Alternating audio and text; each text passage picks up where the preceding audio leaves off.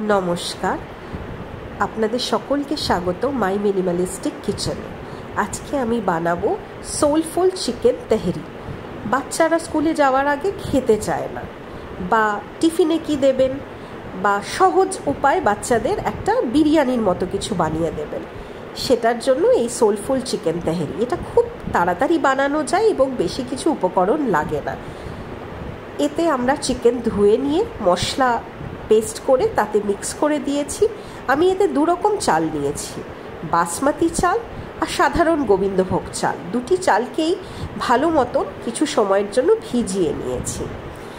তারপরে একটি প্রেশার কুকারে তেল গরম করে একটু শুকনো লঙ্কা, একটু সিনামন মানে দারচিনি, একটু টমেটো, আলু, আপনারা চাইলে আপনাদের পছন্দ মতন আরও কিছু সবজি অ্যাড করতে পারেন। বাচ্চাদের পছন্দের গাজর, বাচ্চাদের পছন্দের বিনস বা মরশুমি অন্য যে কোনো সবজি আপনারা এটাতে অ্যাড করতে পারেন।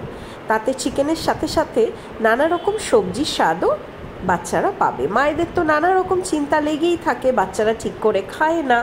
তাহলে এটা খেতে অনেকটা বিরিয়ানির মতন হয় এবং খুবই সুস্বাদু, খুবই পুষ্টিকর, এবং এতে কোনো সেরকম মশলা লাগে না।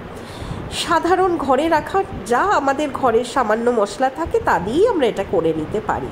এবং আপনারা চাইলে এটাতে শুকনো লঙ্কা নাও ব্যবহার করতে পারেন, পুরো রান্নাটাই কাঁচা লঙ্কা দিয়ে করতে পারেন। তারপরে ধীরে ধীরে যখন মাংসটা কষে আসবে, এতে আমরা চালটা ভিজিয়ে রাখা চালটা অ্যাড করে দেব।